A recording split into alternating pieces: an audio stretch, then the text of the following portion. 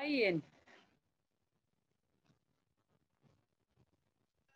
Góðan daginn, verið allir velkomin. Nú förum við að byrja þetta.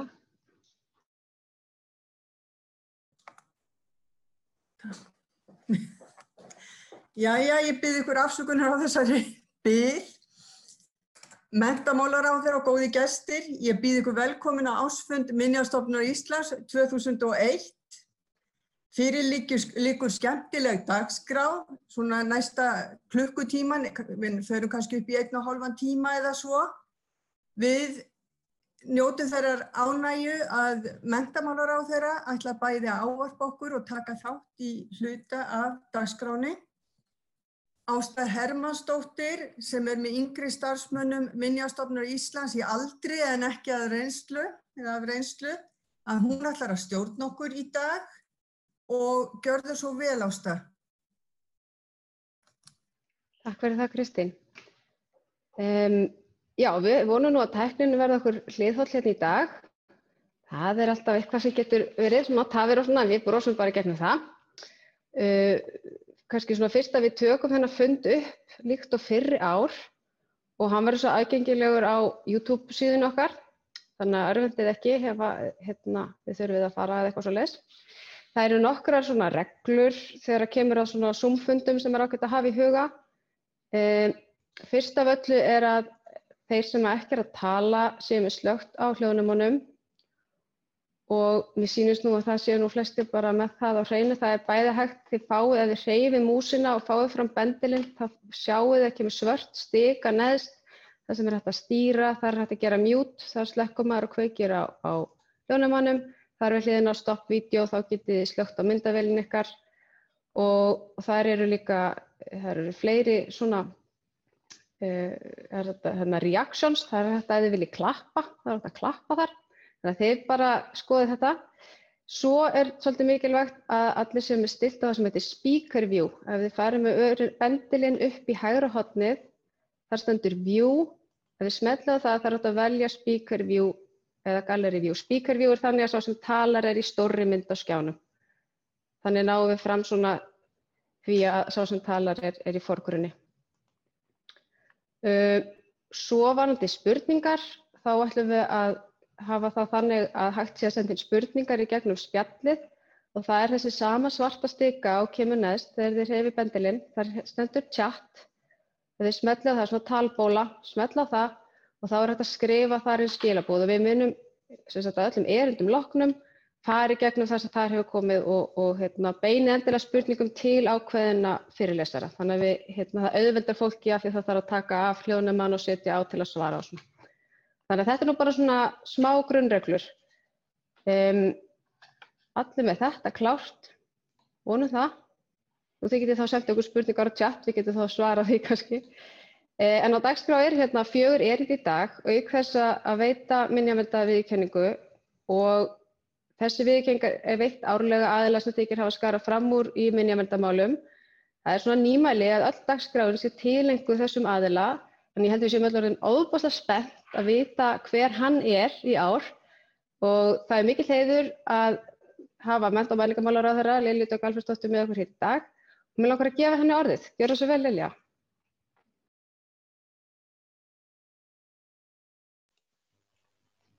Kærar þakkir fyrir þessar góðu leiðbeiningar.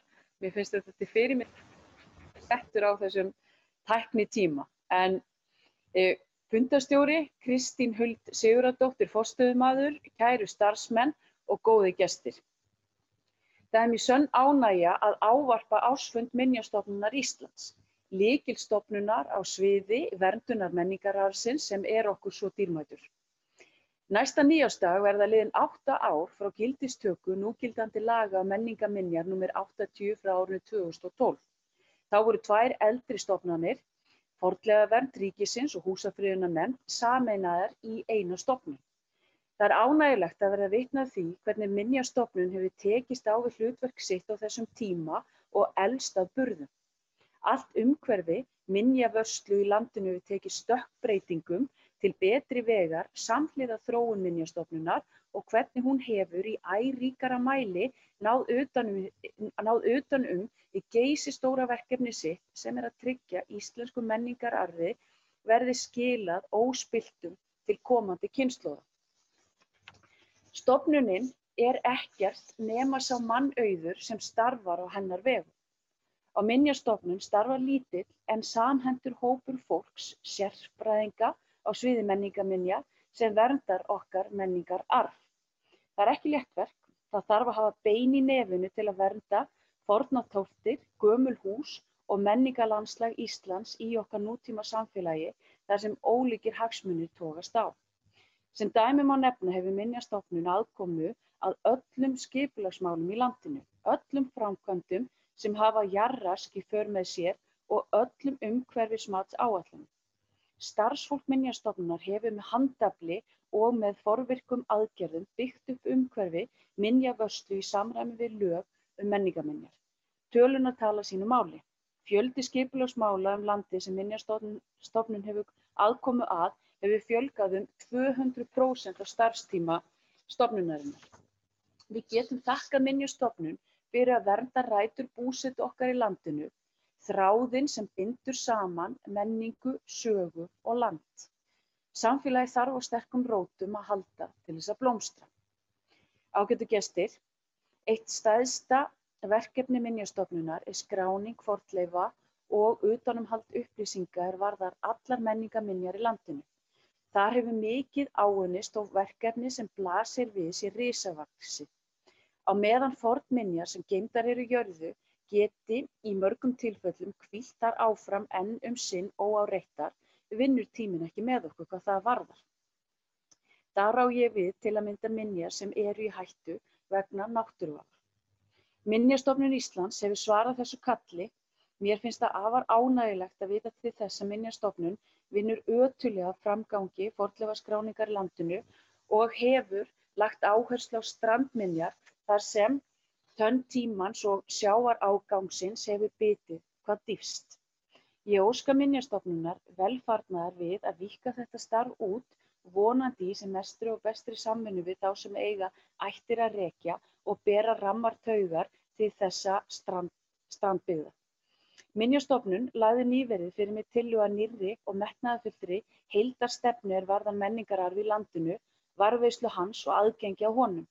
Verkið vann Minjastofnun í samráði við höfuðsöfnin sem og aðrar helstu stofnanir á sviði menningararfs í landinu. Að ræða rammastefnu fyrir stofnanir ríkisins sem hafa það markmið að stuðla að verndun íslensks menningararfs og tryggja að menningarminjum verði skilað óspilltum til komandi kynslóða. Þetta í fyrsta sinn sem hið opinbera markar sér heildarstefnu sem þessa á sviði menningararfs og mun hún vera leiðarljósið á komandi árum í þróun málaflokksins. Og hafið miklar þakkir fyrir þetta metnaðarfulla starf sem þið hafið lagt á stað með. Stór þáttur í starfi Minjastofnunar verndun friðaðra og friðlýstra húsa og mannvirkja. Hið byggða umhverfi gríðarlega mikilvægt samfélaginu og hefur áhrif á líðan fólks og lífsgæði þess. Í dag heiðraður frumkvöðull í húsavernd á Íslandi, sannur fagmaður í orðsins fyllstu merkingu. Þorsteinn Gunnarsson, arkitekt, hefur á undanförnum árum unnið þrekvirki með ritstjórn sinni á kirkjum Íslands, einstaklega vandaðri bókaröð sem í 31 bindi geymir ítarlegar upplýsingar 216 friðlýstar kirkjur í landinu. Í bókaröðinni haft að leiðarljósi að fyrr á tíð hafi kirkjan oftar en ekki verið sýnileg táknmynd þess besta sem samtíðin megnaði í húsagerðarlist. Markmiðið að vekja athygli á þeim menningarverðmætum sem fólgin eru í kirkjum, kirkjulist og legsteinum, slá skjaldborg það sem eftir stendur og stuðla að áframhaldandi varðveislu þess. Þorsteinn var fyrstur landsmanna til að stunda sérnám gamalla húsa og stundaði framhaldsnám í byggingafornleifafræði. Á starfsferli sínum hefur Þorsteinn meðal annars stundað byggingarannsóknir og komið að endurgervingu margra af elstu og mikilvægustu byggingum landsins. Starf hans í þágu húsverndar og við varðveislu okkar sameiginlega menningararfs eru í einu orði sagt ómetanlegt. Það er mér bæði ánægjulegt og heiður að veita Þorsteini Gunnarssyni, arkitekt, árlega viðurkenningu Minjastofnunar fyrir árið 2020 fyrir brautryðjandastarf í þágu minjaverndar. Viðurkenninguna hlýtur Þorsteinn fyrir mikilvægt brautryðjandastarf á sviði endurgervingar, sögulegra bygginga og rannsókna á íslenskri húsagerðarsögu. Innilega til hamingju Þorsteinn og innilega til hamingju með þennan ársfund og allt það merka og mikilvæga starf sem þið sinnið, ágæta starfsfólk. Kærar þakkir fyrir það, ráðherra. Og við óskum Þorsteini Gunnarssyni innilega til hamingju með viðurkenninguna. Hann er svo sannarlega vel að henni kominn. Og Þorsteinn hefur óskað eftir að fá að segja núna nokkur orð. Gjörðu svo vel, Þorsteinn. Já, ég hrærður yfir þessari viðurkenningu Minjastofnunar og þakka ráðherra fyrir fallegu orð í mín garð. Að þessu tilefni finnst mér rétt að minna á að endurgerð sögulegra húsa er teymisvinna, auk aðalhönnuðar koma við sögu fjölmargir meðhönnuðir, þverfaglegir ráðgjafar og handverksmenn af ýmsu tagi. Og ég vil líka geta þess að þótt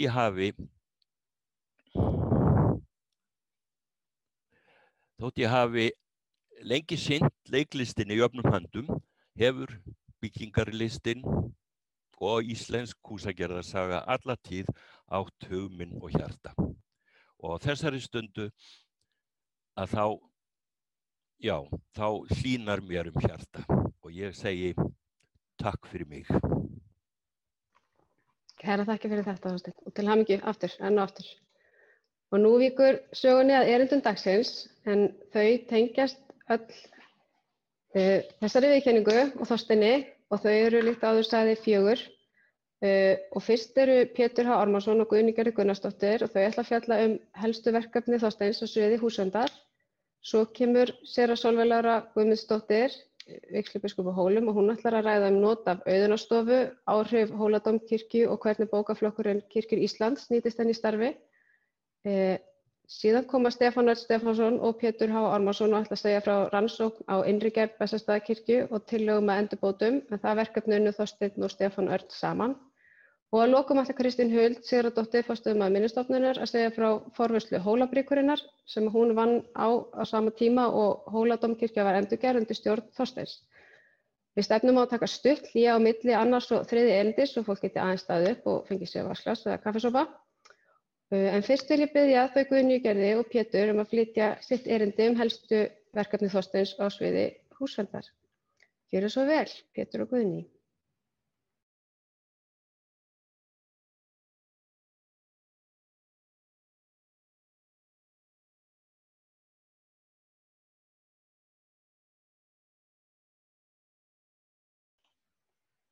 Þið eru líklega enn með slökkt á hljóðnemanum.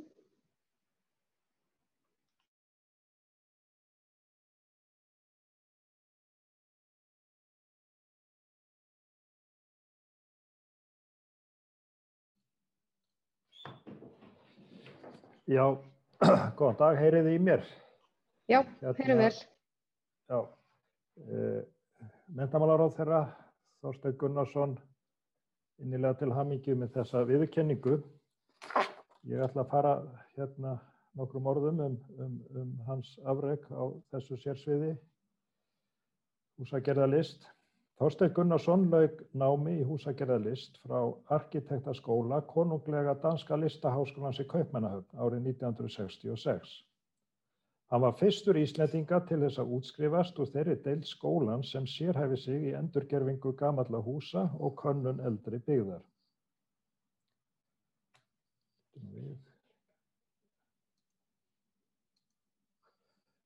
Samhliða námi sínu í Kaupmannahöfn var Þorsteinn við sérnám í byggingafornleifafræði við École Française de Archéologie de Athens í Grikklandi frá 1963 til 1964. Verkefni hans sem var hluti af viðameiri fornleifarannsókn fólst í ítarlegri rannsókn og nákvæmri uppmælingu á leikhúsinu í Delfí sem við sjáum hér á myndinni til vinstri. En á hægri myndinni þá sjáum við mælingateikningu Þorsteins af grunnmynd leikhúsins. Að loknu arkitektanámi vann Þorsteinn við byggingarannsóknir á vegum Þjóðminjasafns Dana í Kaupmannahöfn og á teiknistofu Inger og Jóhannes Exner í Kaupmannahöfn. Þorsteinn fluttist til Reykjavíkur árið 1967 og hóf rekstur eigin teiknistofu. Með komu Þorsteins til starfa urðu þáttaskil í húsverndamálum hér á landi. Sem fyrsti íslenski arkitektinn með sérmenntun í byggingasögulegum rannsóknum og endurgervingu gamalla húsa innleiddi hann ný og fagleg vinnubrögð í þessum greinum hér á landi. Eitt af fyrstu verkefnum Þorsteins á sviði húsverndar hér á landi var gerð allsherjarkönnunar á varðveislu elsta borgarhluta Reykjavíkur sem hann vann að ásamt Herði Ágústssyni listmálara á árunum 1967 til 1970. Og nú mun Guðni Gerður segja okkur nánar frá þessari frumkvöðla vinnu. Já, góðan dag. Það má segja að hægt sé að rekja upp af þess að farið var að gera húsakannanir í tengslum við skipulagsgerð. Til vinnu Þorsteins fyrir Reykjavíkurborg hann var nýkominn heim frá námi í Kaupmannahöfn. Hann tók þá að sér fyrir Reykjavíkurborg verkefni að gera deiliskipulag og gerði þá jafnframt húsakönnun á einum reit í gamla Austurbænum. Það vakti athygli Páls Líndals sem var þá borgarlögmaður og formaður skipulagsnefndar Reykjavíkur á þessum unga arkitekt. Stjórn Árbæjarsafns hafði það leyti viðrað þá hugmynd við borgaryfirvöld að nauðsynlegt væri að fá yfirlit yfir hús í Reykjavík sem flytja þyrfti í safnið í framtíðinni eins og Hörður Ágústsson segir frá í riti sínu Íslensk byggingararfleifð. Og hér kemur tilvitnun í Hörð. Þegar Páll leit vinnubrögð Þorsteins sem ekki höfðu sést hér áður, urðu viðbrögð hans við tillögu stjórnar þau að hann lagði til að gerði allsherjarkönnun á varðveislugildi gamla miðbæjarins og unnin í samvinnu við Árbæjarsafn og skipulagsyfirvalda Reykjavíkurborgar. Tilvitnun lýkur. Úr varð að Þorsteinn var fenginn til þess að vinna húsakönnun í gamla bænum í Reykjavík með Herði Ágústssyni listmálara sem þá sat í stjórn Árbæjarsafns. Verkefnið var unnið á árunum 1967 til 1970 og var fyrsta húsakönnun sinna tegundar sem gerð var hér á landi.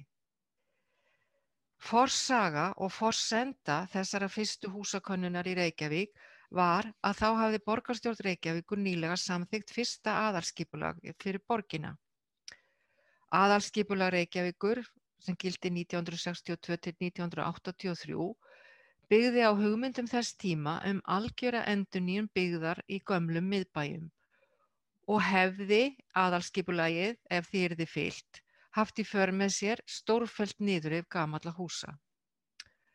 Markmið húsakönnunarinnar átti fyrst og fremst að vera það að meta gildi þeirra húsa sem skyldu víkja og gera tillögu að því hver þeirra myndi henta til varðveislu í Árbæjarsafni. Niðurstöður húsakönnunar þeirra Harðar og Þorsteins vakti athygli á þeim verðmætum sem í byggðinni í gömlu Reykjavík voru fólgin og varð upphaf að umræðu verndun húsa í miðbæ Reykjavíkur. Húsvernd var komin á dagskrá. Húsakönnun þeirra Harðar og Þorsteins í gamla borgarhlutanum í Reykjavík hafði mikil áhrif og til hennar má rekja upphaf baráttu fyrir verndun gamallar byggðar í borginni.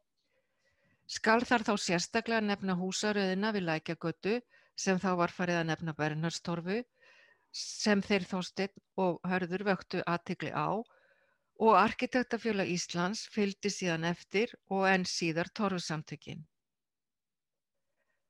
Þau sjónarmið að gera skuli húsakönnun í tengslum við skipulagsgerð í gömlum bæjarhlutum öðlaðist smásama viðurkenningu. Með skipulagslögum sem sett voru árið 1997 var fyrst sett ákvæði í íslensk lög að gera skuli húsakönnun þegar unnið deiliskipulag í þegar byggðu hverfi. Húsakannanir hafa haft mikið gildi fyrir verndun byggðar allt land. Þær hafa orðið til þess að opna augu stjórnvalda og almennings fyrir gildi byggingararfs og átt þátt í því að sjónarmið húsverndar hafa öðlast viðurkenningu. Og í því þáttur Þorsteins mikill.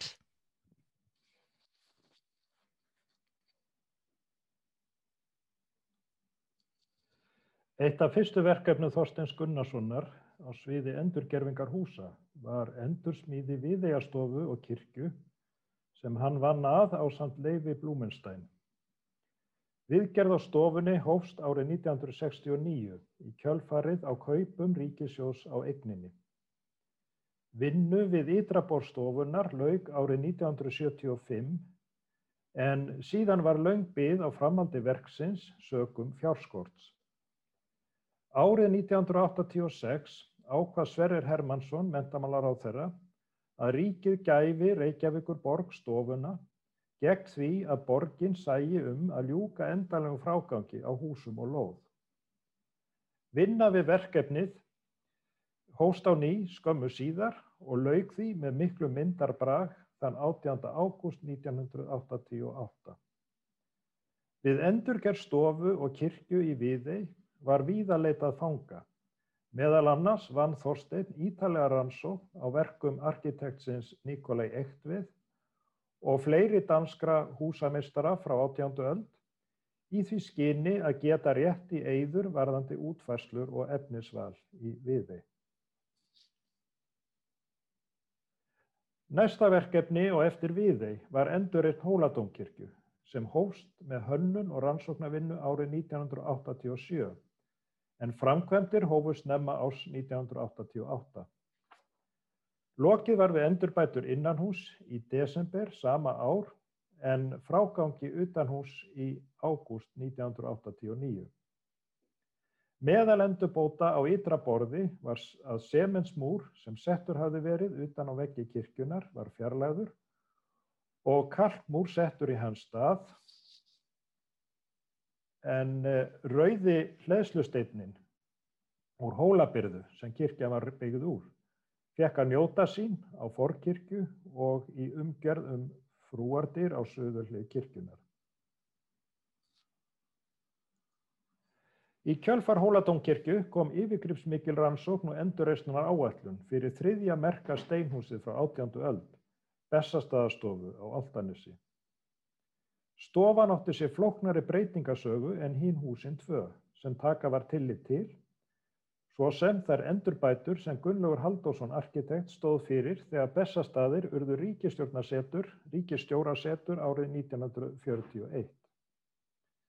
Auk Bessastaðastofu endurhannaði Þorsteinn önnur hús forsetasetursins í samvinnu við Garðar Halldórsson húsameistara ríkisins af stakri virðingu fyrir þeirri staðarmynd sem Gunnlaugur Halldórsson hafði skapað og öll þjóðin þekkir.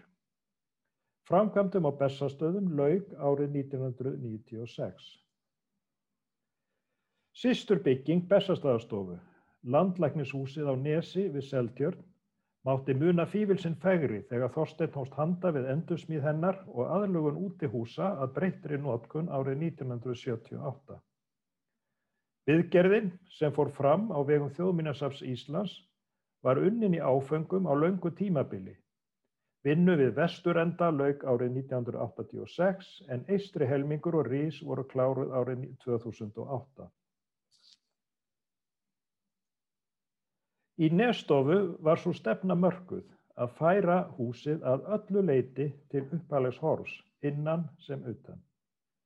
Gefur húsið með sínu byggaða timburþaki því sannferðugasta mynd af því hvernig steinhúsin íslensku litu út á 18. öld.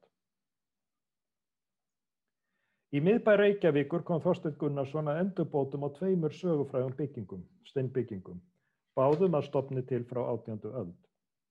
Ber þar fyrst að nefna endurreisn Dómkirkjunnar á árunum 1999 til 2000, þar sem meðal annars turn kirkjunnar var færður í upphaflegt horf, bekkir, styttir og steingólf lagt á framkirkju anddyri auk margvíslegra annarra endurbóta. Hitt verkefnið voru endurbætur og viðgerðir á Stjórnarráðshúsinu við Lækjartorg sem líkt og í fyrri verkum byggði Þorsteinn þar á ítarlegri byggingarsögulegri rannsókn.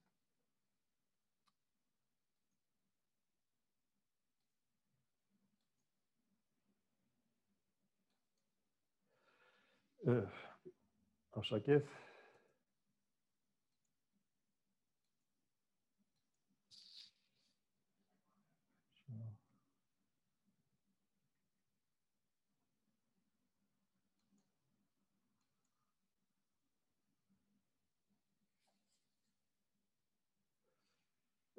Auk húsa frá 18. öld hefur Þorsteinn Gunnarsson komið að endurbótum á yngri sögulegum byggingum land allt, sem of langt að telja upp hér.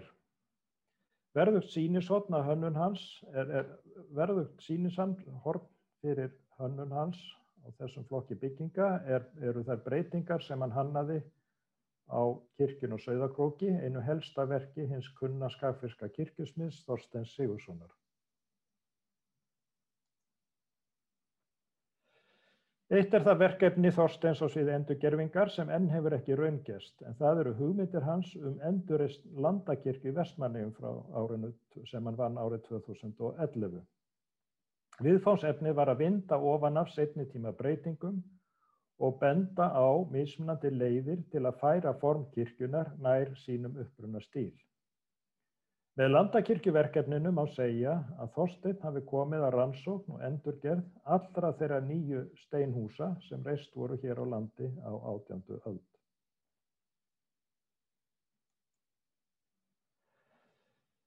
Sem arkitekt hefur Þorsteinn Gunnarsson ekki aðeins komið að endurbótum á gömlum húsum.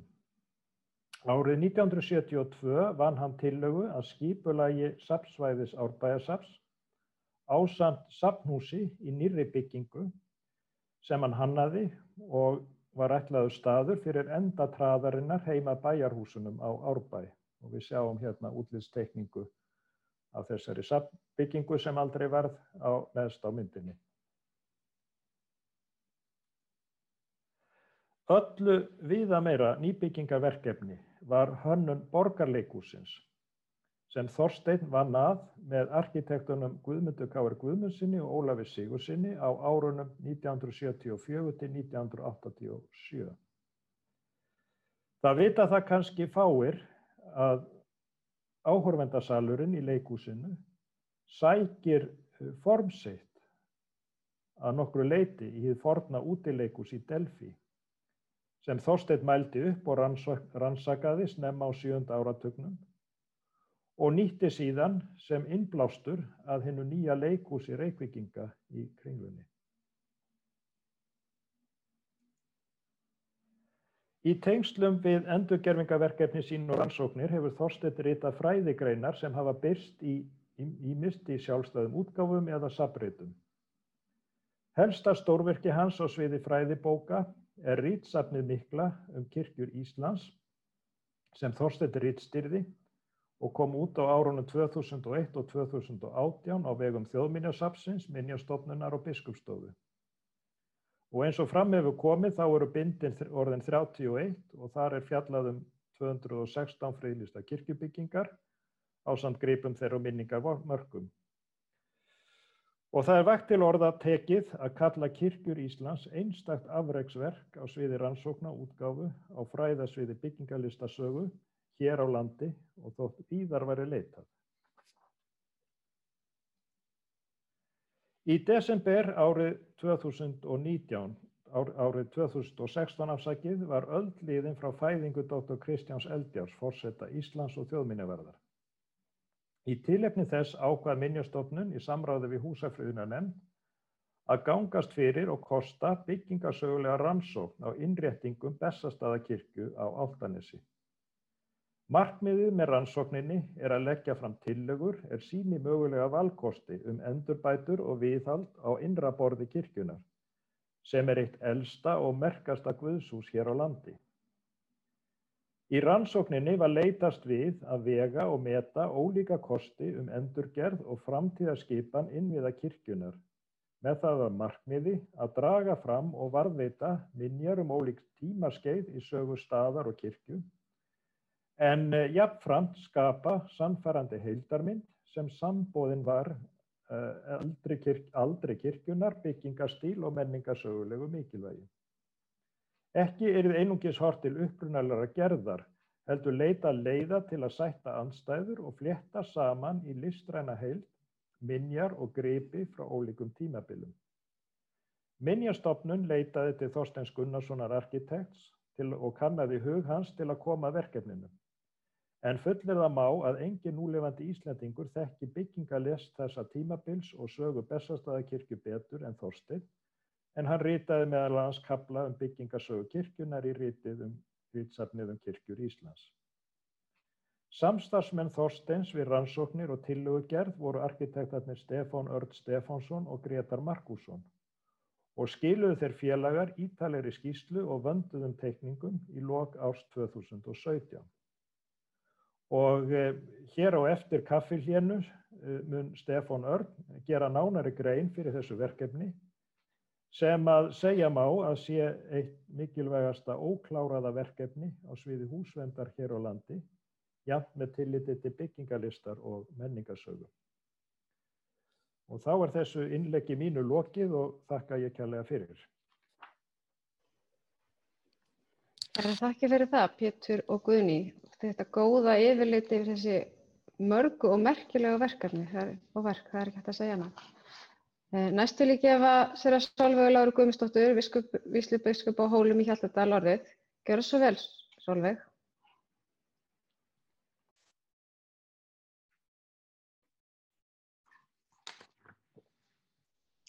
Góðan dag, gott fólk. Ég heilsa ykkur héðan frá Hólum í Hjaltadal.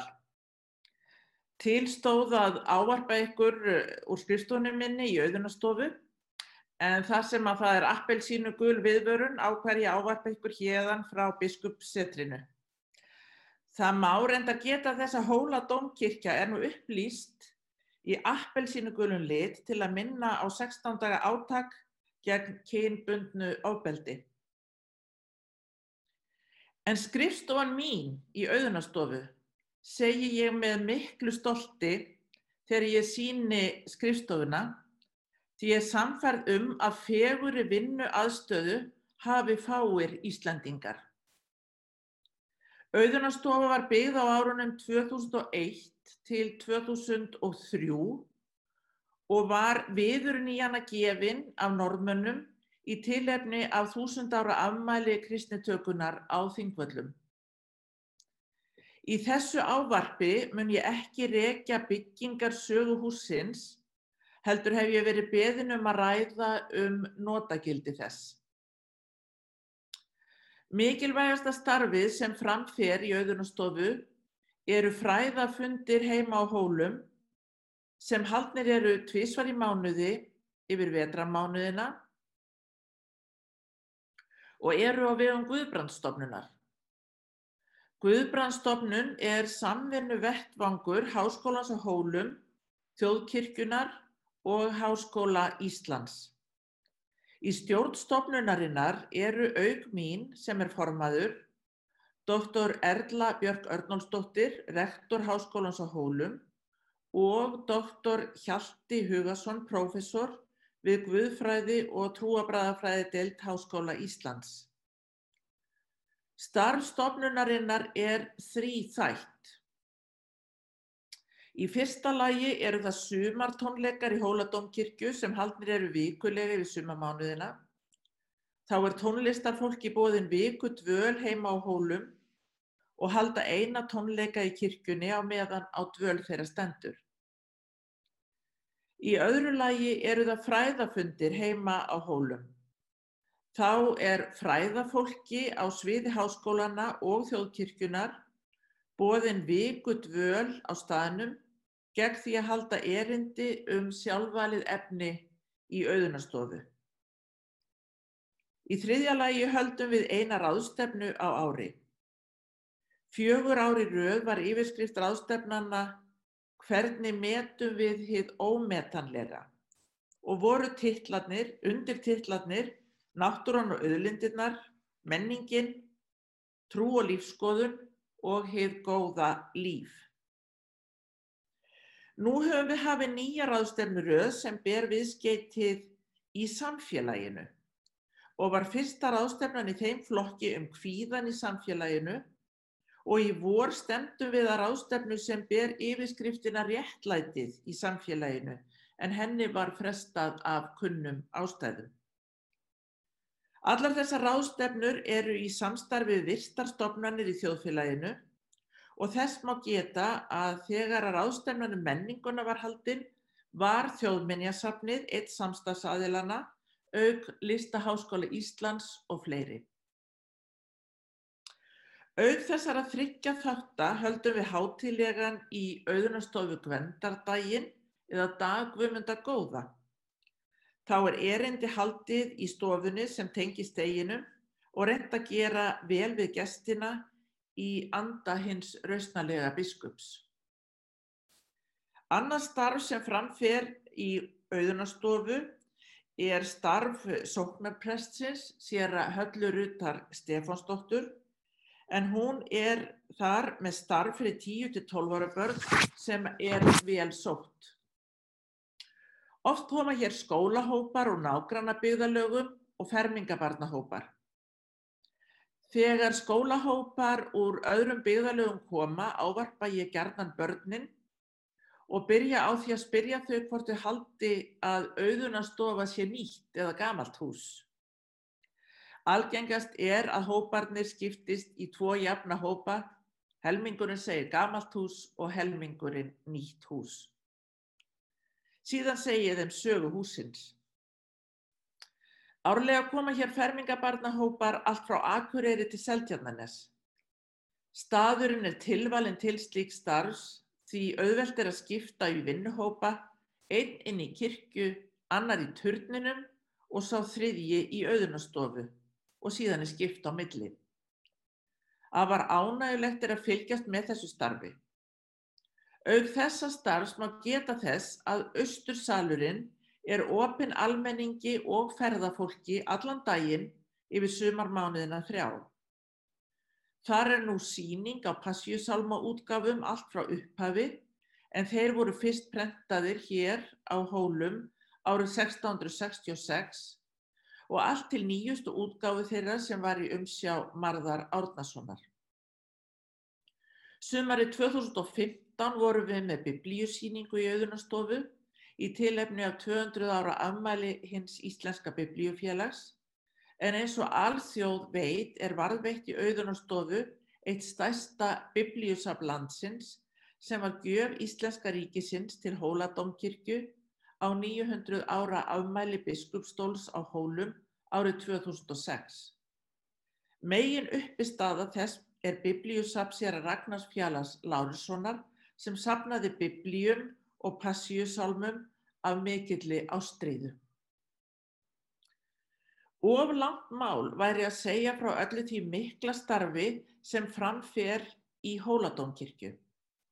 Þó kirkjan sé kirkja biskups, þá hún sóknarkirkja fyrir Hólasókn, þar sem framfara allar hefðbundnar kirkjuathafnir, skírn, fermingar, brúðkaup og útfarir, auk þess sem messað vikulega yfir sumarmánuðina og einu sinni í mánuði yfir vetrarmánuðina, auk stórhátíða. Eins og gefur að skilja mest umferð kirkjuna yfir sumarmánuðina. Mest það erlent ferðafólk sem undrast fegur kirkjunar og þá helgi sem þar ríkir innandyra. Eins og gefur að skilja var meiri hluti gesta sem komu síðastliðið sumar Íslendingar og var það vel.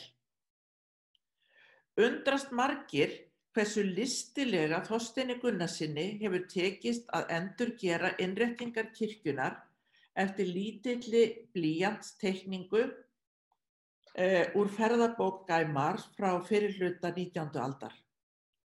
Hólabríkin mesta þjóðargersemi okkar Íslendinga og næ ég aldrei nógsamlega að þakka það að hún sé á sínum rétta stað og eykur þar við þá helgi sem fólk upplifir á staðnum. Hóladómkirkja var vígð þann 20. nóvember árið 1763 og því héldum við hátíðlegt 250 ára afmæli kirkjunnar á Hólahátíð árið 2013.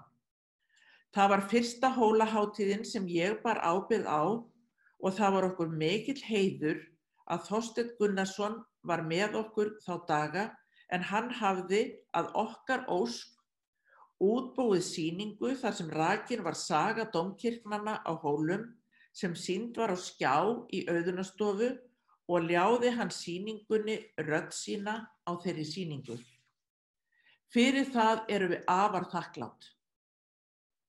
Síðar gaf hann út myndskreytta bók með þeirri sögu sem hann afhenti mér og biskupi Íslands fyrstu eintökin af.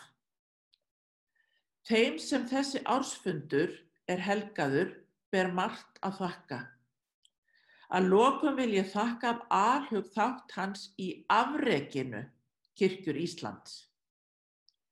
Margir velta fyrir sér í hverju starf vígslubiskupanna í Skálholti og Hólum felist. Fyrir utan að halda utan það starf sem fram fer á stólunum sjálfum eru vísitasjur stór þáttur í árlegu starfi okkar. Ég hef nú þegar vísiterað allar kirkjur í stiftinu einu sinni og er hálfnuð með aðra umferð. Þegar farið er í slíkar ferðir er hver einasta kirkja heimsótt, það er skoðaðar vel, farið er yfir framkvæmdir og fjárhagssóknarinnar og kirkjugripir yfirfarnir. Það er dýrmætara en orð fá lýst að geta lesið kirkjurnar, skoða myndir af kirkjugripum áður en kirkjurnar eru heimsóttar. Auk þess er okkur oft boðið að taka þátt í kirkjuafmælum sem eru miklar hátíðir í hverri sókn landsins. Þá er afar hjálplegt að geta lesið kirkjurnar á einum stað. Það er líka deginum ljósara að friðaðar kirkjur sem langflestar eru í afar fámennum söfnuðum geta á engan hátt viðhaldið þeim af sílækkandi sóknargjöldum. Því eru styrkir minjaverndar til viðhaldsins ómetanlegir og reyndar er það mín skoðun að stofna þurfi sérstakan sjóð til viðhalds á friðuðum kirkjum. Að lokum vil ég þakka Þorsteini Gunnarssyni af alhug, næmni hans og listfengi við endurgerð Hóladómkirkju og hans hlut í endurreisn Auðunarstofu og ítreka þakkir mínar til hans fyrir Kirkjur Íslands. Guð blessi þig og fjölskyldu þína ókomin ár. Takk fyrir. Kærar þakkir fyrir þetta, séra Sólveig. Frábært yfirlit yfir starf Þorsteins á svæðinu þínu og hvernig það aðstoðar ykkur. Nú ætla ég að leggja til að við tökum okkur örstutt hlé og stöndum aðeins upp og fáum okkur vatn eða kaffi eða hvað sem við þurfum. Ef að segja 10 mínútur. Hittast aftur 5 mínútur í 10 hér. Sjáumst þá.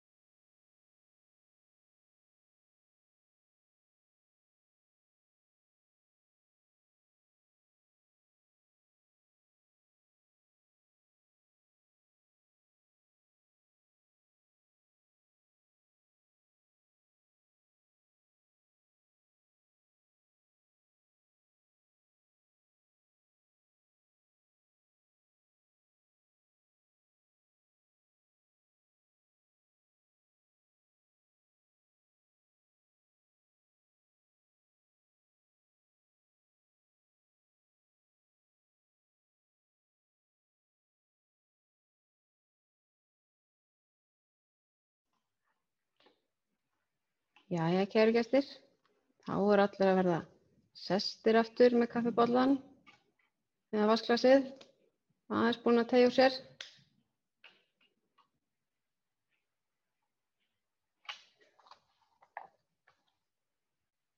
Þá fer okkur að taka við. Þá er okkur bara ekkert að vanbúnið að byrja þetta aftur.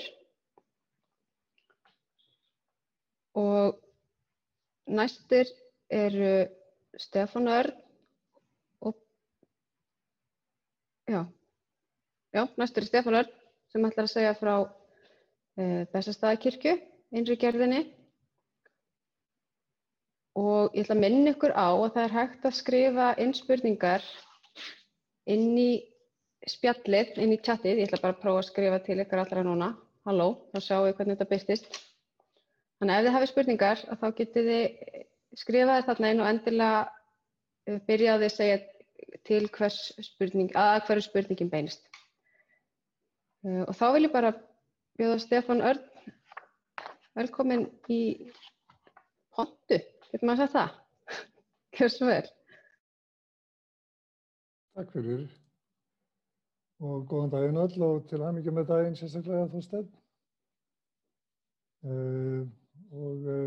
Takk fyrir innganginn Pétur, ég held ég taki við með svipari glæru eins og þú lokaðir þínu erindi með. En mér langar til þess að byrja á tilvitnun sem að hljóða svona.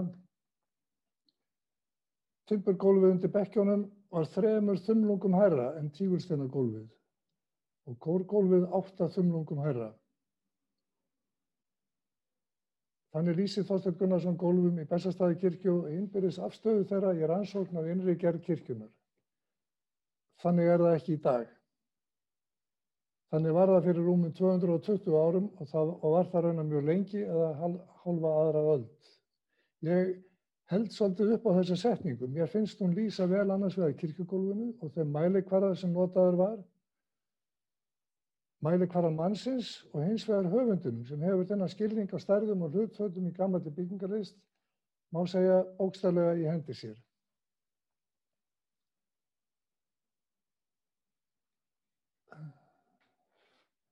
Ætlaði ég að skipta mynd. Það var engin tilviljun að Minjastofnun skyldi tengja nafn og minningu Kristjáns Eldjárns úr Bessastaðakirkju og innviði hennar. Á Bessastaðatímanum tók Kristján iðulega á móti gestum í kirkjunni eða leiddi þá þangað til þess að draga fram sögu kirkjunnar og staðarins og sem þjóðminjavörður þekkti Kristján vel til þess að byggingarskeiðstímabils dönsku Steinunnssonar sem og annarra tíma í byggingarsögu landsins. Ég leyfi mig samt að halda því fram að þau hafi skipað hjá honum sérstakan sess sem marka má meðal annars af þýðingu hans og verkinu Gamlu steinhúsi í Ísland frá 1700-talið eftir Helga Finnsson og Esbjörn Hjort sem kom út í Kaupmannahöfn 1977 og bara árið seinna í íslenski þýðingu hans. Það er kunnara frá þurfa að segja hvaða byggingar að ræða en ég nefni þær hér nokkrar í aldursröð, Viðeyjarstofa 1753, Hóladómkirkja, Bessastaðastofa, Nesstofa, Stjórnarráðshúsið, Viðeyjarkirkja, Landakirkja, Bessastaðakirkja 1777-95 og Dómkirkjan í Reykjavík. Sem þjóðminjavörður hafi Kristján umsjón og ábyrgð á öllum þessum byggingum og gerði sitt til að halda þeim við eftir efnum aðstæðum en velji og skilningur á verkefnum sem þessum var á þeim tíma upp úr miðri síðustu öld af enn skornari skammti en við eigum þó að venjast núna. Þegar Kristján hafi nýlega verið ráðinn til Þjóðminjasafnsins bar svo við að þáverandi þjóðminjavörður Matthías Þórðarson bað hann að hringja á vörubíl og aka suður að Bessastöðum. Öllu innvorsi kirkjunnar á Bessastöðum hafi verið hent út á tún og látið vita að ef þjóðminjavörður hefði áhuga geti hann sótt að þangað. Fyrir dyrum stóð þá innrétting kirkjunnar upp og nýtt eftir uppdráttum Guðjóns Samúelssonar. Og Kristján fór með vörubílnum og hirti allt sem á túninu lá og fór með í geymslu safnsins. Þór Magnússon, fyrrum þjóðminjavörður, hefur lýst þessum atburðum mjög vel aðdraganda af afleiðingum í grein í Árbók Fornleifafélagsins 2004 og ég hvet alla til að lesa þá grein sem áhuga hafa á varðveislu menningarverðmæta. Geymslur Þjóðminjasafnsins voru þá á lofti safnahússins sem dreifðu síðan víða bæinn og hlutirnir væntanlega verið forfærðir oftar en einu sinni og nú síðast í stórar og nútímalega geymslur safnsins í Hafnarfirði. Og þar skerast þessar sögur. Innviðir kirkjunnar sem hafi verið dreift út á tún og Bessastöðum voru nú komnir í stóra og góða geymslu þar sem hægt var að dreifa úr þeim á ný og skoða.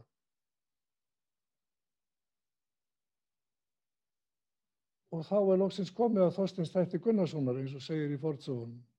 Því það var að sjálfsögðu heldur engin tilviljun að Minjastofnun fól Þorsteini Gunnarsssyni þetta verkefni sem hér til umræðu. Þorsteinn einn af fáum íslenskum arkitektum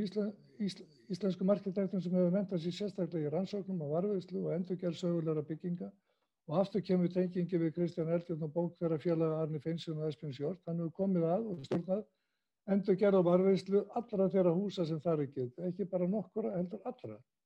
Og með þeim hætti að ekki verður aðfundið eða betur gert, utan stokks sem innan, öllum að finna stað í heimildum eða rannsóknum eða gert með þeim hætti að falla af því sem fyrir eiga þar heima. Meðal þeirra Bessastaðastofa og Bessastaðakirkja en gert það við hana því ytra og turnin í einu mikla endurbyggingar átaki á staðnum sem lauk árið 1998 undir stjórn Þorsteins. Á fundi í Minjastofnun í byrjun árs 2017 var mörkuð stefna þessa rannsóknarverkefnis og lagði áherslu á að með því lagður fræðilegu grunnur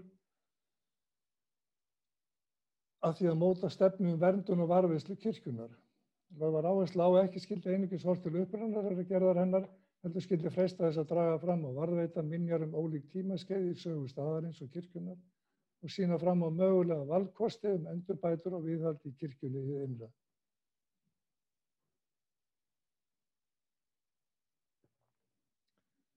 Tæpu árið seinna var niðurstaða rannsóknarvinnunnar kynnt Minjastofnun og afhent í nokkuð stóru hefti og á stafrænu formi.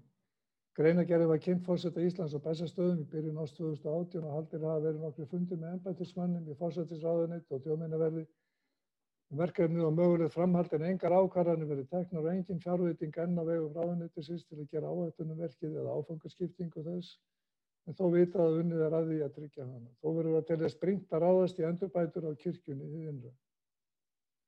Þorsteinn á allan veg og vanda af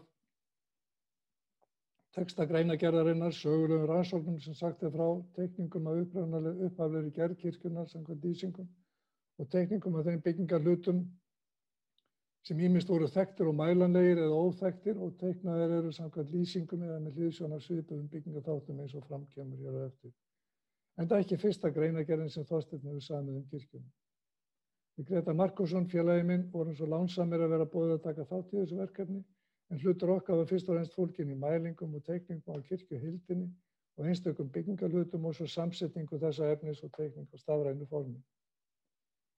Í fyrsta hluta greinargerðarinnar skrifar Þorsteinn sögulegan inngang, segir frá byggingarskeiðum kirkjunnar frá 1777, þegar útveiki voru hlaðinir utan timburkirkjuna sem fyrir var og hún þannig notuð allt til ársins 1791.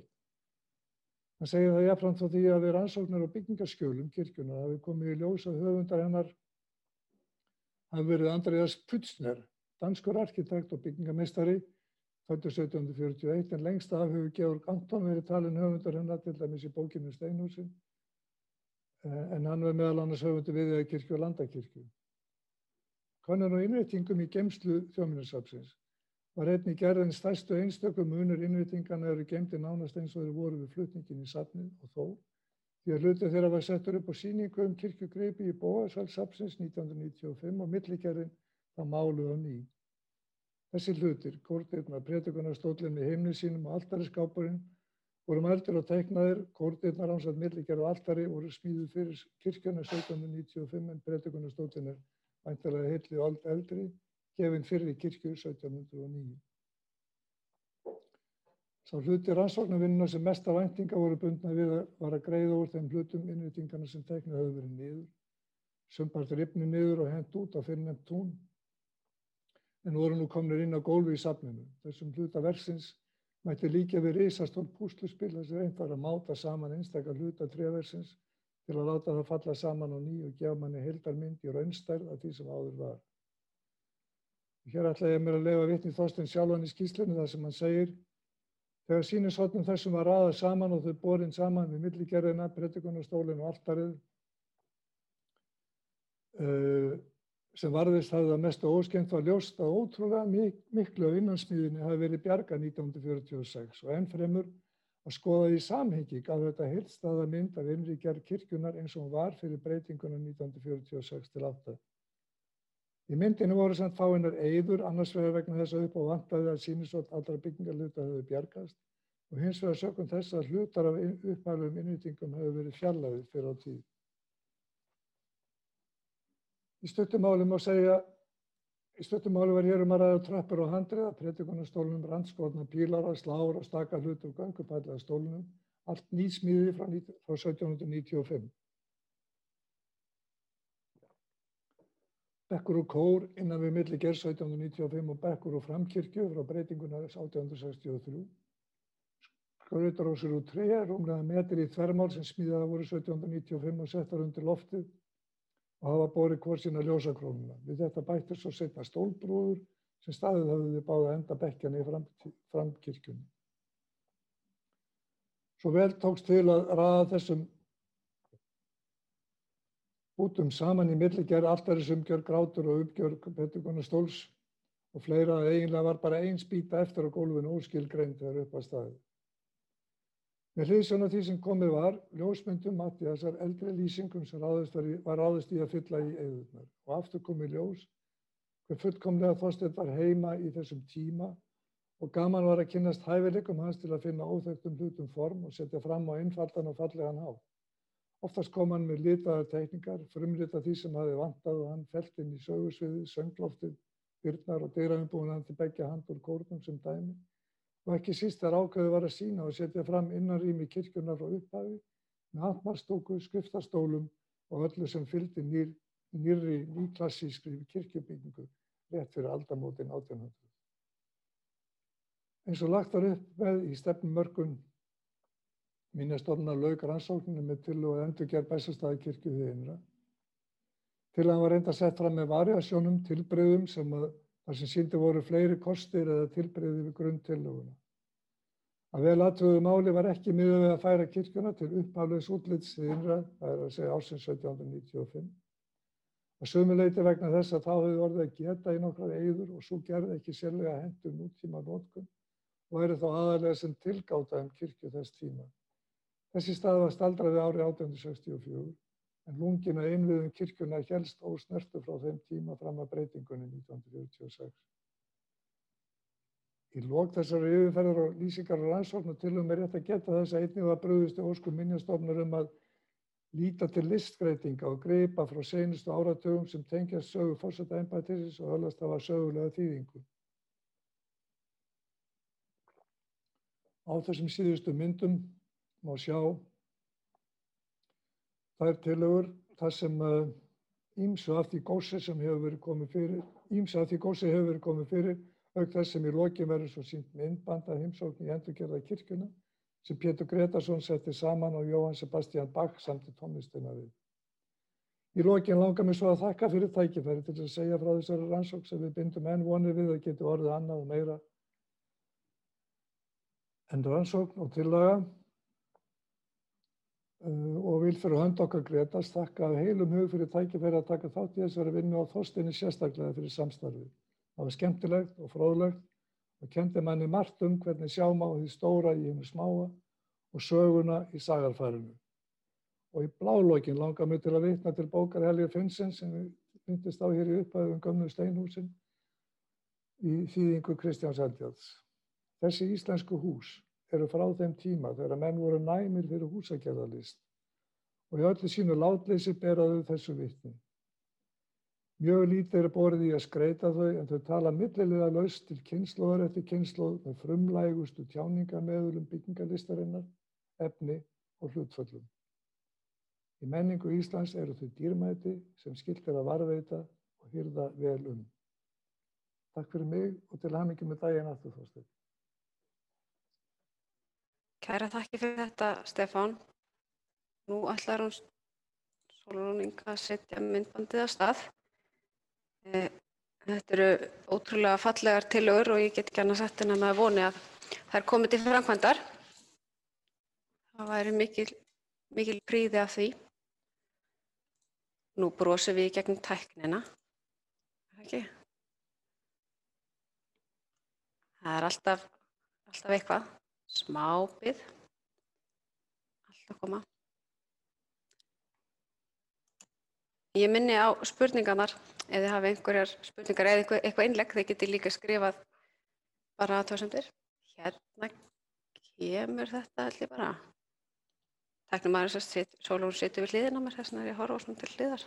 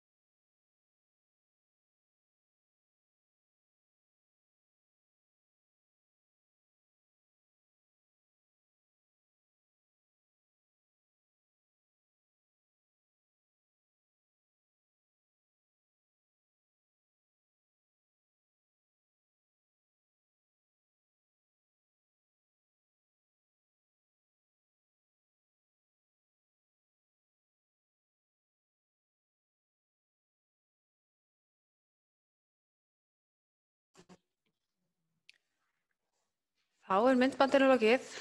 Tónlistin kom nú ekki með, það eru tæknilegir örðugleikar, það verður bara svo að vera. En þetta myndband er aðgengilegt á heimasíðu Minjastofnunar og við getum bara sett slóð inn á það með þegar við setjum upptökuna af fundinum inn á þessa frétt inn á heimasíðuna, getum við sett slóðina inn á þetta með, það getur fólk hort á þetta aftur með tónlistinni, það er ekki verra. Og takk aftur, Stefán. Þá er það síðasta erindið. Það er Kristín Huld Sigurðardóttir, forstöðumaður Minjastofnunar, sem ætlar að fræða okkur forvörslu Hólabríkurinnar. Og gjörðu svo vel, Kristín.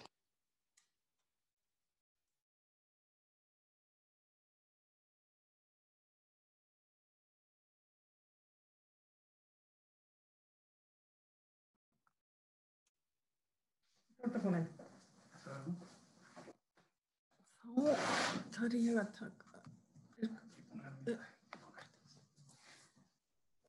Kæri Þorsteinn og góði gestir og takk Ómar Valur fyrir að hjálpa mér á stað með þetta. Mér langar til að fara með ykkur í stutta ævintýraferð Hólabríkina en það var viðgerð Hóladómkirkju og forvörsla Hólabríkur og legsteina í kirkjunni sem leiddi okkur Þorsteinn saman á 9. áratug liðinnar aldar. Það var gott og ánægilegt að vinna með Þorsteini og það sama átti við þegar að ég kom að forvörslu minja í Bessastaðastofu og eins öll vinnan, þessi gífurlega mikla flotta vinna sem Þorsteinn hefur unnið í tengslum við Kirkjur Íslands. Það var alltaf gott að hafa Þorsteinn hérna í húsinu og við söknum hans.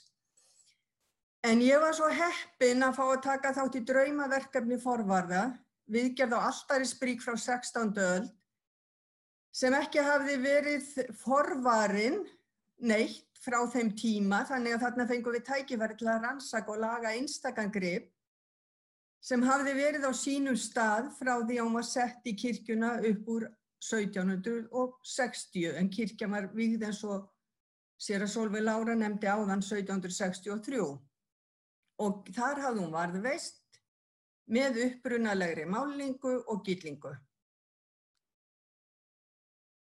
Nú ætla ég að fara á næsta og þá fyrir.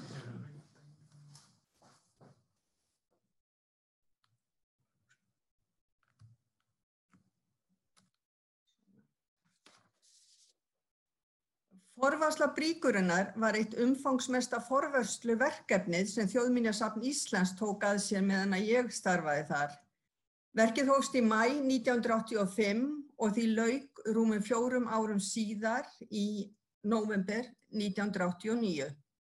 Við vorum 8 forverðirnir sem unnum verkið, 4 íslenskir, 3 danskir og 1 var sóttur suður til Ítalíu. Einn dananna var Karsten Vaff Larsen sem sést hér á skyggnunni og má segja að hann hafi fjarstýrt okkur hinum öll árin. Að auki nutum við dyggilegrar aðstoðar bæði skagfirskra og sunnlenskra iðnaðarmanna sem koma að viðgerð bríkurinnar og aðstóðu við að taka hana niður, laga skápana og koma bríkinni aftur upp. Bríkin úr eik. Hún 1,70 á hæð og 3,40 á breidd. Hún í gotneskum stíl og líklega gerð snemma á 16. öld. Talið að Jón Arason hafi fengið bríkina til Hóla í biskupstíð sinni. Í bríkinu eru viðarstyttur úr kissuberjavið, fuglakissuberjavið eins og Danir segja, sem flestir eru af postulum og dýrlingum. Auk þess má sjá þar frásagnir af ýmsum atburðum úr Biblíunni, svo sem krossfestingunni á Golgata í miðbríkinni og eins þar fjallað afbrot annars ræningjanna. Bríkin, stytturnar og skrautverkið eru lögð gifsi og ýmist máluð eða þá lögð blaðgulli. Utan á vængjónum voru málverk og hér má sjá annað málverkið. Þær heimildir sem við höfðum að styðjast við þegar við hófum viðgerðina var að bríkin væri gerð í Hollandi eða Belgíu.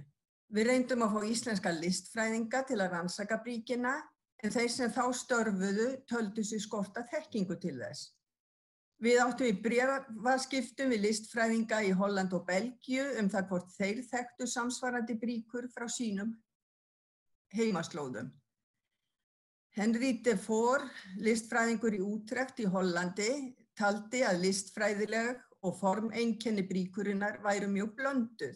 Hann nefndi að lögunin á bríkinni, einkum hækkunin á miðbrík sem þið sjáið hérna með 2 manneskjum efst og á vængjónum væri einkennandi fyrir hollenska bríkur og að slík upphækkun þekktist líka í Belgíu. Krossfestingarmótífið í miðbríkinni væri einnig þekkt frá þeim svæðum.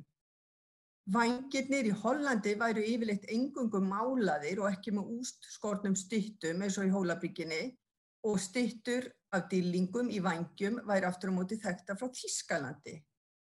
Hann nefndi sérstaklega Pétur og Andrés. Andrés sést hér með krossinn fyrir aftan sig að hann taldi stytturnar af þeim, Pétri og Andrési, mjög líkar styttum sem að þekkti frá Þýskalandi. Málverkin á vængjónum væru lík þýskum mótífum eins og það sem þið sjáið hér, þegar að Kristur birtist Maríu Magdalenu sem garðyrkjumaður. Niðurstaða de Voor var að bríkin væri líklega gerð í Norður Þýskalandi en af listamanni sem hefði verið undir mjög miklum hollenskum áhrifum. Ástæða þess að bríkin var tekin til forvörslu var að máling og gylling voru að losna frá viðnum og mátti sjá málingalög og gyllingu liggja á hillunum í bríkaskápnum þegar við hófum viðgerðina og tókum hana niður. Þetta vel þekkt vandamál í kirkjum, sífelldar rakasveiflur og hitasveiflur valda því að viðurinn annars vegar og krítar og málingar og gyllingalögin hins vegar ýmist dragast saman eða þenjast mismikið út og losna. eins þorna límið í krítalaginu, bæði krítin lögð á lím og eins lím í henni, að þetta þornar og með tíð og tíma losna málingar og gyllingalögin frá viðnum og detta af. Og þá hafði einnig syðsti hluti bríkurinnar skaðast af völdum vatnsleka einhvern tímann í fyndinni. Það reyndar óvíst hvað sú skemmd var, en af gögnum frá Sigurði Vigfússon og Matthías Þórðarsyni mátti ætla að það hafi gerst einhvern tímann á árunum á milli 1886 og 1910 og ekki veit ég hvað gerðist á Hólum þá, vita það kannski einhverjir aðrir. Þegar í upphafi viðgerðar var séð fyrir að forvarslan myndi taka nokkur ár, þannig að við vildum ekki taka hana alla með okkur til Reykjavíkur. Því var ákveðið að taka hana niður í hlutum og flytja hana í Þjóðminjasafnið til viðgerða. Við tókum fyrst vængina og svo miðbríkina. Við sömdum við seðlabankana því að við vildum verja hana vel og passa að hún myndi nú ekki skemmast ef eitthvað kæmi fyrir á Þjóðminjasafninu.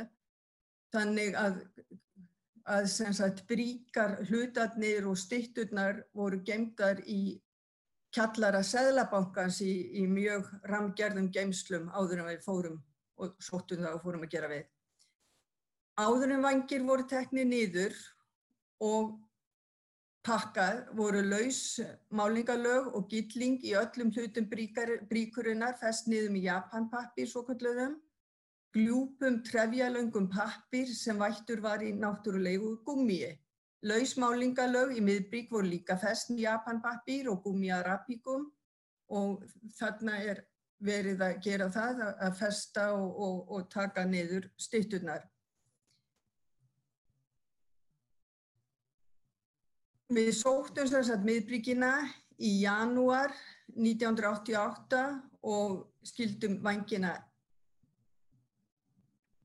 Við sem sagt vorum búin að gera við vængina fyrst en sóttum svo miðbríkina í janúar 1988 og settum svo alla bríkina á sinn stað í Hóladómkirkju eins og ég nefndi áðan í nóvember 1989.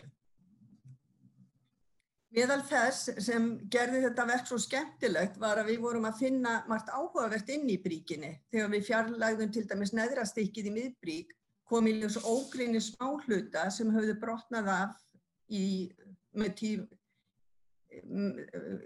gegnum árin og í aldanna rás hafði þeim verið komið fyrir bak við neðra útskurðarstykkið og var það mikill fengur að finna gripina þegar við losuðum neðra stykkið. Hér má sjá gripina sem lágu eins og þeir lágu í bríkinni, sem sagt á vinstri myndinni, þá sjáum við skítuga gripi þarna neðst á hillunni og síðan sjáum við nokkra þeirra eftir að við höfum hreinsað á suma og fest niður málingu, við áttum eftir að mála og þarna sé ég.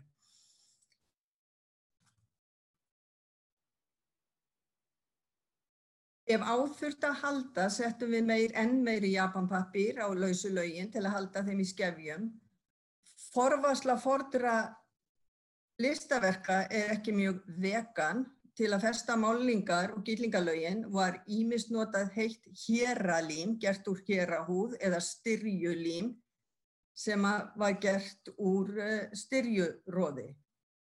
Þetta var allt saman hitað upp og límið var ýmist borið á með pensli eða það var gert lítið gat á málingalagið í gegnum japanpappírinn og þess vegna var hann nauðsynlegur til að styrkja þetta allt saman og heitu líminu var sprautað innundir og málingu var síðan þrýst varlega niður með votri bómull. Og þegar að málingalögin voru vel föst var japanpappírinn fjarlægður, hann var vættur með rakri bómull og tekinn af með flísatöng.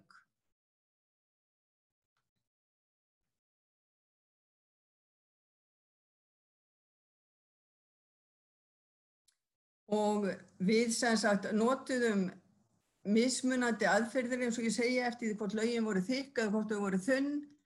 Hluti sem þið sjáið vinstra megin að þarna notuðum við spraututæknina að mestu en ég sé það að það er líka þunn málingalög á stólpum þarna sem að við höfum þá penslað. En til dæmis björnin sem þið sjáið til hægri að við notuðum mest styrjulím á það og á hann segi ég og sem sagt pensluðum lögunum, líminu á ætlaði að segja. Hér má sjá þegar var unnið að viðgerð málverkana á bríkarvængjunum segi ég. Þetta voru skólafélagar frá Ítalíu, Silja, sú ítalska og Ólafur Jónsson sem er forvörður á listasafni Íslands núna.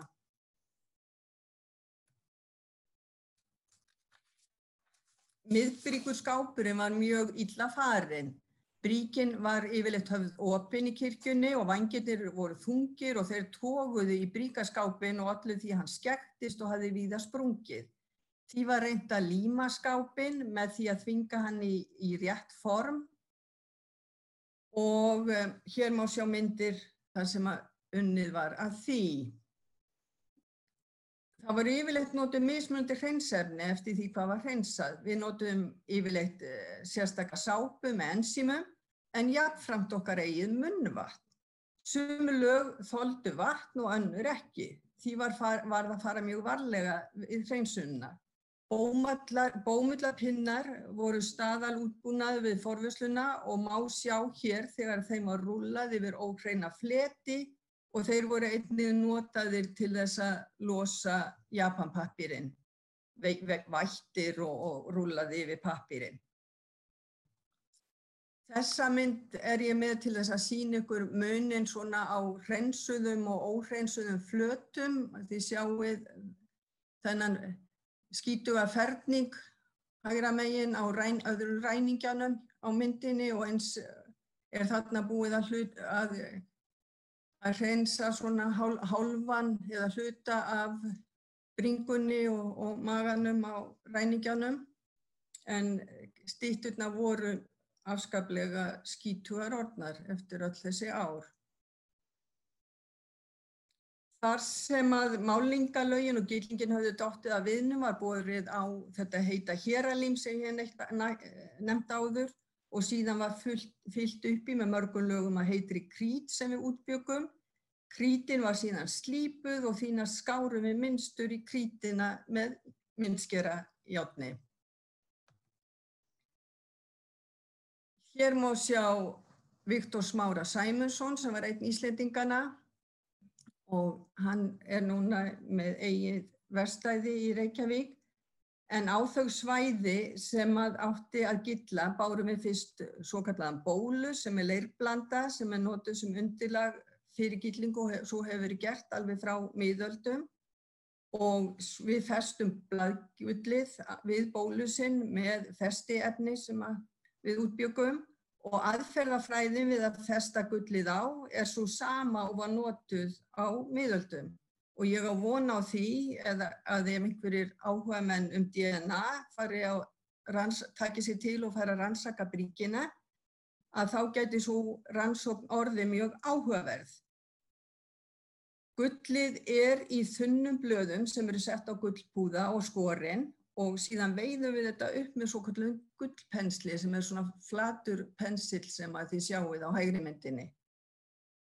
Og við notum okkar eigin húðfitu til að ná gullinu af púðanum rétt eins og þeir sem giltu hana upphaflega og það þess vegna sem ég nefni þetta með DNA-ið. Það spurning hverjir eiga DNA þarna. Því sveittari og skíturi sem við vorum, þeim betra. Við strukum penslinum yfir ennið og veittum svo gullið af púðanum með penslinum. Við þrýstum aðeins ofan á með bómull og þegar að festivökvinn var orðinn þurr var málmurinn slitinn niður með þurri bómull og fínni stálull svo hann liti ellilega út og skæri sig ekki of mikið úr eldra slitna gullinu sem var fyrir á bríkinu og eins líka til þess að laga samskeytin sem voru milli nýs og gamals gulls. Krítarlögin sem átti að mála voru lökkuð með þunnu kópalakki og það gerðum við til þess að það væri auðveldara fyrir okkur að leysa upp málinguna, við gerðum nú einhver mistök. og við notuðum ýmsar aðferðir við að mála. Stundum máluðum við með mjög útþyntri málingu og í öðrum tilfellum með þekjandi málingu. Við máluðum allt í mörgum lögum og allt þurfti þetta þorna vel á milli, þannig að málingavinnan og reyndar öll vinnan tók mjög langan tíma. Ýmist var notuð akríl eða olíumáling og jafnvel vatnslitir. Eins notuðum við eggtemperumálingu mjög víða. Sums staðar blettuðum við með litarefnum í gelatíni á gullið og það var líka gert til þess að skil milli gamals og nýs gulls væri ekki eins glögg. Síðan þurftum við að yfirborðsmeðhöndla stytturnar á ýmsa vegu til þess að málingin myndi ekki upplýta strax. Flestar voru meðhöndlaðar með þunnu harpixi og bívaxi og hér sést einn engillinn á ýmsum stigum og á myndinni til hægri þá erum við alveg búin að ljúka við hann eins og við settum hann inn í bríkina. Hér mynd af miðbríkarskápnum fyrir og eftir viðgerðina og þessi hvíta fliksa og fliksur sem þið sjáu til vinstri, þetta eru japanpappírinn sem við settum til að styrkja málinguna á gullið. Og þarna sjáu þið vængina fyrir og eftir viðgerð, hvernig þeir voru og eru að innan á vinstri myndinni og málverkin til hægri. Hér unnið að því að setja bríkina aftur upp og við fluttum auðvitað skápana tóma, miðbríkur skápana og vængina tóma og stytturnar allar sérstaklega pakkaðar og settum þetta síðan allt upp. Og það var eitt sem við gerðum, það höfðu verið járnnaglar í styttunum og þær festar við bríkaskápinn með þeim en við breyttum og notuðum kopar því að hann fer ekki eins illa með stytturnar og eins notuðum við aðferðafræði þannig að stytturnar geta þanist aðeins út og dregist saman án þess að springa. Og hér bríkin komin á sinn stað eftir viðgerð og ef þið skoðið myndina, svona neðst á myndinni, þá sjáið þið að það spýta eða stuðningur undir bríkinni og það gert til þess að sem sagt komi í veg fyrir að þunginn frá vængjónum togi í miðbríkina og við festum hana á ákveðinn hátt í vegginn, hún hafði verið það auðvitað áður en við festum hana aftur og svo ætla ég nú bara að sýna ykkur hér í lokin að við fengum ýmsa styrktaraðila. Þótt þetta væri verk Þjóðminjasafnsins, þá höfðum við sem að unnum að forvörslunni sama metnaði en þá eins og við höfum núna og sóttum styrki hér og þar til stuðnings viðgerðinni og fengum það. Og hægra megin sjáum þið heitin á forvörðunum sem unnu við þetta. Og síðan höfðum við alveg fjölda af smiðum og öðrum aðilum sem aðstoðuðu okkur líka og þið sjáu sem sagt þá hér líka neðst til hægri. En takk ykkur fyrir. Kærar þakkir fyrir þetta, Kristín. Prýðilegt lokaerindi. Gaman að heyra þessari áhugaverðu forvörslu. Þetta hefur nú ekki verið lítið verk. Nú ætlaði ég að fara yfir spurningar. Mér sýnast nú engar spurningar hafa komið en þá þið hafið ennþá smá tíma bara rétt á meðan að við förum yfir loka. Við höfum náttúrulega alltaf þegar þessi viðurkenning, minjaverndar-viðurkenningin veitt, þá höfum við afhent á ársfundinum viðurkenningarskjal og blómvönd og svona. Það var náttúrulega ekki hægt núna. En í gær fóru Kristín Huld og Sólrún Inga heim til Þorsteins og færuðu honum viðurkenningarskjal og blómvönd og þetta var tekið upp og þið getið fylgst með á samfélagsmiðlum á næstu dögum. Þá munum við birta myndbandið af þessari afhendingu á þessum skrýtnu tímum. Já, en þá engar spurningar. Allt í góðu. Þá bara verðast allir hafa verið saddir eftir fyrirlestrana. Og ég vil að lokum bara þakka öllum fyrir þeirra framlag til fundarins, gestum fyrir að gefa tíma sinn til að koma og hlusta og vera með okkur og fyrirlesurum fyrir þeirra erindi og Þorsteini að sjálfsögðu fyrir að koma og vera með okkur. Og bara kærar þakkir öll sem vil. Sjáumst á ári og vonandi þá á hefðbundnum ársfundi. Takk fyrir.